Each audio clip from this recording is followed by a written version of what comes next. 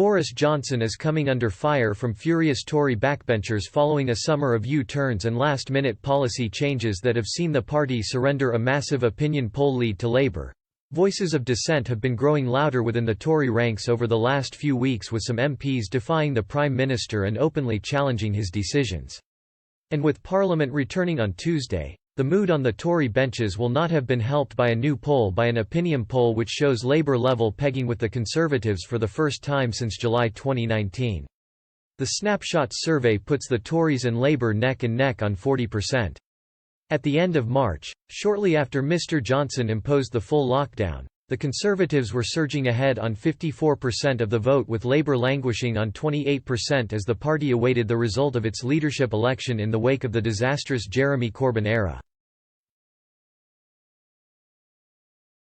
The Prime Minister's personal ratings were also very positive at the time, as the country looked to him to lead it through the terrifying early stages of the coronavirus pandemic.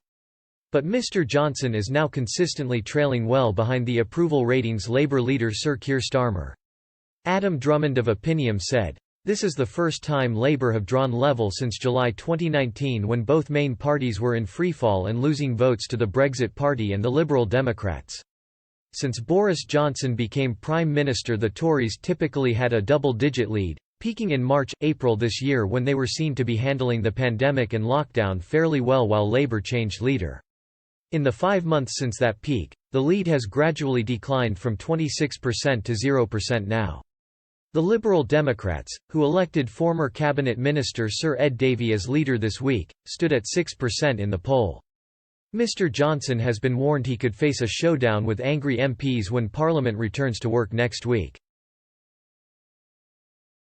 The handling of the coronavirus crisis, especially the fiasco over exam results, has provoked public concern from some Tory MPs throughout the summer. A U-turn over whether English secondary school pupils should wear masks in some situations also caused serious concern among some backbenchers over how the situation was being handled. Mr Johnson was accused of ducking personal responsibility for the exams farce after sacking the senior official at the Department for Education and then blaming the debacle on a mutant algorithm. Conservative MPs, including many ex-ministers with extensive government experience, are also becoming increasingly angry that their voices and concerns, and those of senior Whitehall officials with many years of service, are being ignored and dismissed. Sir Charles Walker, vice-chairman of the powerful 1922 Committee of Conservative Backbenchers, said it was becoming increasingly difficult for MPs to defend government action as policies can be abandoned quickly by ministers. Sir Charles, usually seen as a loyalist to the Prime Minister, said, "Too often it looks like this government licks its finger and sticks it in the air to see which way the wind is blowing. It is becoming increasingly difficult for backbenchers now to promote and defend government policy, as so often that policy is changed or abandoned without notice. Whether this approach is by design or by accident, the climate of uncertainty it creates is unsustainable and erodes morale."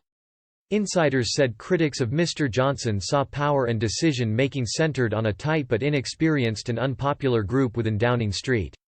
Opinium carried out an online survey of 2002 UK adults between August 26 to 28.